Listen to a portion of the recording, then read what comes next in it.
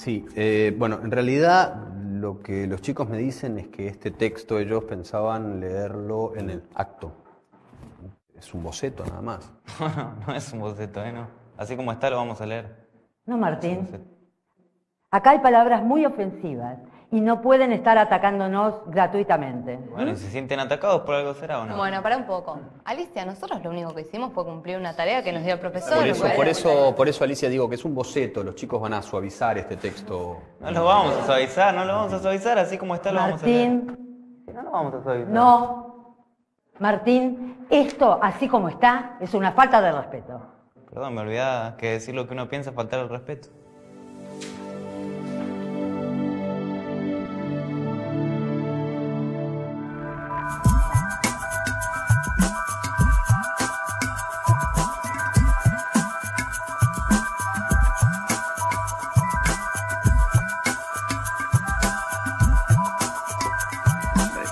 Esto casi no se sabe, pero la educación pública, gratuita y obligatoria fue inventada en algún momento de la historia. Antes no existía. La educación en la antigüedad distaba mucho de lo que hoy entendemos por educación. En Atenas clásica, por ejemplo, no había escuelas. Las primeras academias de Platón eran espacios de reflexión, conversación y experimentación libre. La instrucción obligatoria era cosa de esclavos. Por otro lado, la educación en Esparta era más parecida a una instrucción militar. El Estado se deshacía de quienes no alcanzaban los niveles esperados. Había clases obligatorias, fuertes castigos y modelamiento de la conducta a través del dolor y el sufrimiento. Antiguamente la educación estaba en manos de la Iglesia Católica, por lo menos en el mundo cristiano occidental. Y fue recién en el siglo XVIII, en una época de la historia que se llama despotismo ilustrado, seguramente lo escucharon en el colegio, en donde se creó el concepto de educación pública, gratuita y obligatoria. La escuela como la conocemos nace a fines del siglo XVIII y principios del siglo XIX en Prusia. Con el fin de evitar las revoluciones que sucedían en Francia, los monarcas incluyeron algunos principios de la Ilustración para satisfacer al pueblo, pero manteniendo el régimen absolutista. La escuela prusiana se basaba en una fuerte división de clases y castas. Su estructura, heredera del modelo espartano, fomentaba la disciplina, la obediencia y el régimen autoritario. ¿Qué buscaban estos déspotas ilustrados? Un pueblo dócil, obediente, y que se pudiera preparar para las guerras que hubieron en esa época entre todas las naciones que estaban naciendo. Por ejemplo, Catalina la Grande de Rusia llamó a los enciclopedistas franceses a preparar esto mismo. Diderot, uno de los más famosos, estuvo allí para armar este paquete, ¿sí?, formador, no de ciudadanos, sino que de obedientes súbditos de estos estados. Las noticias del exitoso modelo educativo viajaron rápido, y en pocos años, educadores de América y Europa visitaban Prusia para capacitarse. Con el paso del tiempo, el modelo se expandió a nivel internacional. Muchos países importaron la escuela moderna con el discurso del acceso a la educación para todos, elevando la bandera de la igualdad, cuando justamente la esencia misma del sistema provenía del despotismo, buscando perpetuar los modelos elitistas y la división de clases. Ese es el origen de la educación pública. Fíjense ustedes que Napoleón, un poco posterior, y enemigo jurado de todos estos déspotas, hizo lo mismo. Él lo decía con todas sus letras. Yo quiero formar un cuerpo docente para poder dirigir el parecer de los franceses. ¿Se entiende? Él lo tiene claro. Y eso opera, se sepa o no se sepa, hasta el día de hoy. La escuela nace en un mundo positivista regido por una economía industrial. Por lo tanto, busca obtener los mayores resultados observables con el menor esfuerzo e inversión posible, aplicando fórmulas científicas y leyes generales. La escuela era la respuesta ideal a la necesidad de trabajadores, y los mismos empresarios industriales del siglo XIX fueron quienes financiaron la escolarización obligatoria a través de sus fundaciones. ¿Dónde coloco los hijos de estas personas para que puedan trabajar? ¿Cómo educamos en que aprendan a leer? ¿Cómo creamos obreros inteligentes? La educación sigue siendo lo mismo, una herramienta para formar trabajadores útil al sistema y una herramienta útil para que la cultura permanezca siempre igual y siempre se repita, lo cual es conservar la estructura actual de la sociedad. La escuela se complementó con investigaciones sobre el control de la conducta, propuestas de utopías sociales y hasta teorías de superioridad racial. No es de extrañar que los primeros estados con el sistema prusiano o similar fueran con el paso de las generaciones focos de xenofobia y nacionalismo extremo. El modelo de producción industrial en cadena de montaje era perfecto para la escuela. La educación de un niño era comparable a la manufactura de un producto. Por lo tanto, requería una serie de pasos determinados en un orden específico, separando a los niños por generaciones en grados escolares.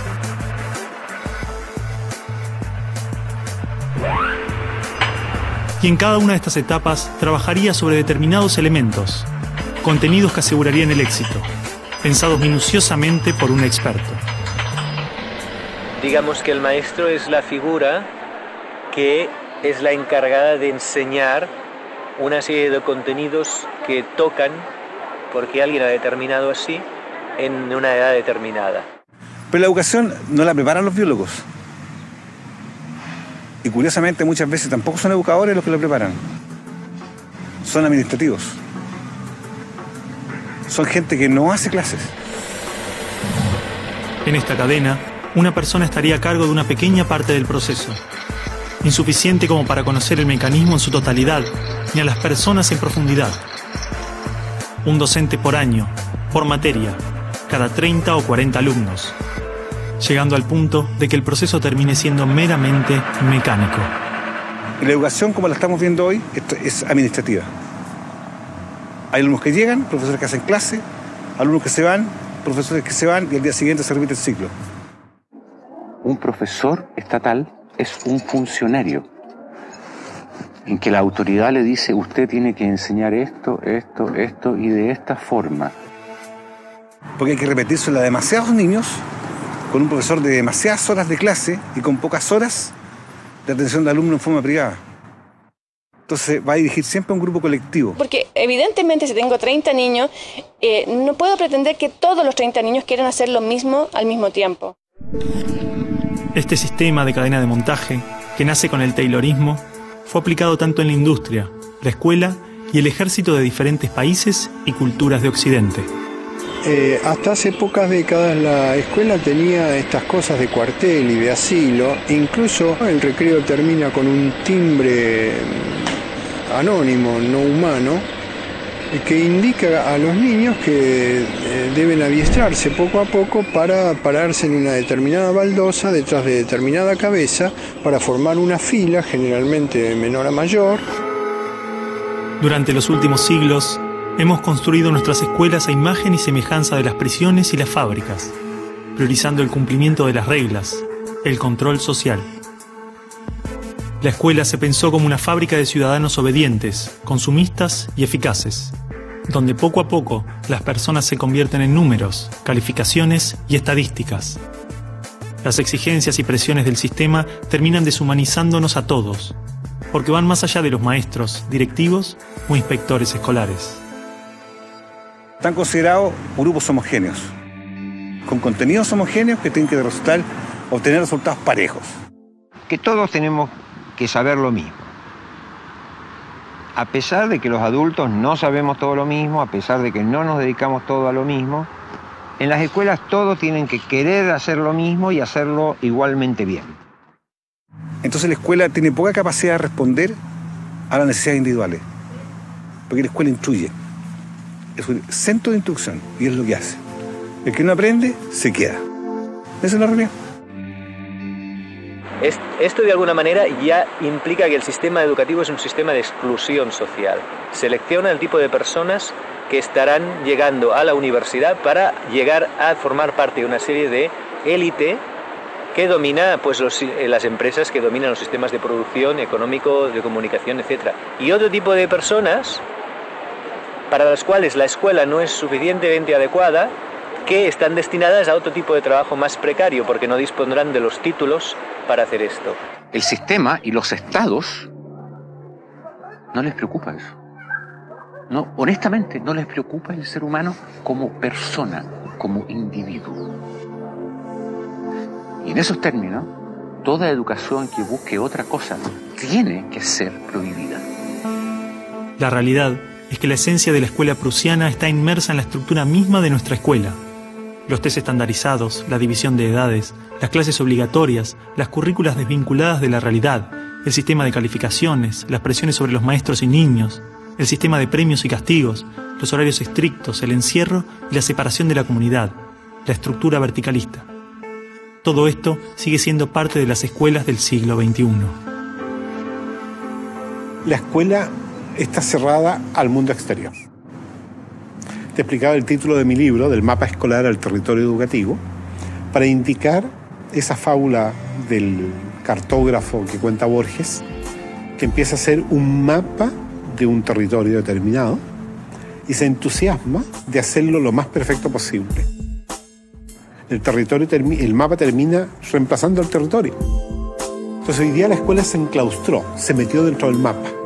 ¿Qué es lo que enseña? Verdades que están en el mapa, no en el territorio. Escuela no es sinónimo de educación.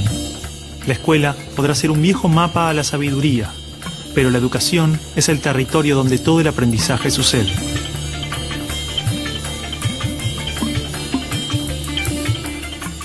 ¿Qué es una buena educación? ¿Lograr que la mayor cantidad de niños atraviesen los estándares de calidad? ¿Que obtengan herramientas y conocimientos que no les interesan para superar barreras que otros les imponen? ¿No era el objetivo de la educación lograr una buena calidad de vida? Olvidemos por un momento todo lo que sabemos sobre educación, toda nuestra forma de entender la escuela, todo lo que nos han dicho que debemos aprender en la vida y lo que debemos enseñarle a nuestros hijos. Empezar a ver cada cosa, a revisarla como si nunca la hubiéramos visto. O sea, cada acción, cada actitud, cada costumbre. Si no estuviéramos haciendo las cosas como las estamos haciendo porque siempre las hicimos así, ¿cómo las haríamos hoy? ¿No? Es como sacudirse la cabeza y decir, bueno, empezamos de nuevo.